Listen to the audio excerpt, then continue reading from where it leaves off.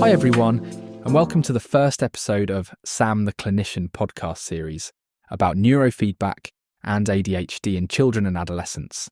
I'm James, and I'm absolutely thrilled to kick off our series by introducing you to a truly revolutionary approach that's transforming how we approach ADHD in children.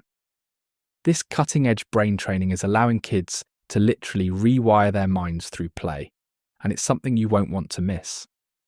This episode runs for about 6 minutes, so stay tuned if you're ready to learn about the future of ADHD support.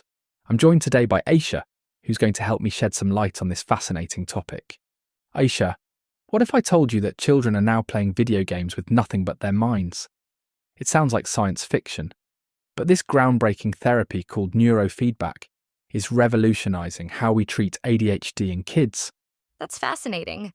Could you explain how this mind-controlled gaming actually works in practice? Well, imagine tiny sensors placed on a child's scalp that can detect electrical impulses, their brainwaves, happening with every thought. For kids with ADHD, these patterns often show distinct irregularities, which is where the gaming element comes in. So the sensors are actually reading their brain activity in real time? How do they translate that into something meaningful? Here's where it gets really interesting. The system converts those brainwave patterns into interactive games. When the child's brain produces patterns associated with focus, they might see their game character run faster or score points. Studies show that after 20 to 30 sessions, many children show significant improvements in attention spans.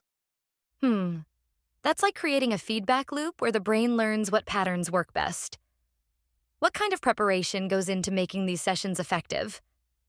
The prep work is actually quite detailed. Research shows that proper nutrition timing is crucial.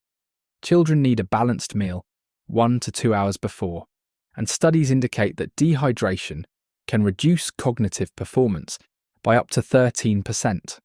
They've even found that sugar crashes can completely derail a session's effectiveness. Well, that makes sense.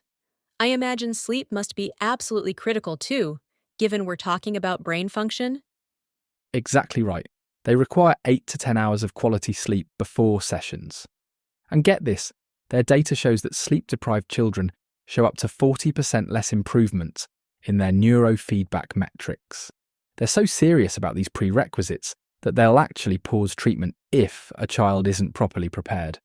That level of oversight seems pretty intense. What kind of success rates are they seeing with this approach? The numbers are quite promising. Studies show that about 75% of children who consistently attend sessions show measurable improvements in attention and impulse control. But here's the catch. They've found that missing more than 40% of scheduled sessions essentially nullifies any progress. Those are impressive results. What kind of professional oversight goes into this treatment? The team at Unisys Mental Health Centre structure is fascinating. They are registered psychologists and a dedicated child psychiatrist working all together into an organisation named Mental Health Centre for Children and Adolescents in Limassol and Paphos. They also include external collaborators, such as speech pathologists and occupational therapists. They use what's called a biopsychosocial model, which research shows is up to 30% more effective than traditional single-approach treatments. So how do they keep young kids engaged in what could otherwise feel like clinical treatment? That's one of the most brilliant aspects. By gamifying the process, they've seen engagement rates of over 85% among children aged 6 to 12. Compare that to traditional therapy, where engagement often drops below 50% after the first few sessions. Looking toward the future, where do you see this technology heading? The potential is incredible. Researchers are already developing home-based systems that could complement clinical sessions, and early trials show promising results. Some centres are combining neurofeedback with virtual reality, showing up to 25% better results than traditional neurofeedback alone. That really does sound like the future of mental health treatment. How accessible is this technology currently? Well, it's not yet widely available everywhere, but the number of certified providers has grown by 200% in the last 5 years. Those statistics are pretty compelling. What's the most surprising outcome you've learned about? You know what's really interesting? Studies have shown that the benefits often extend beyond just attention. They're seeing improvements in sleep patterns, emotional regulation, and even academic performance.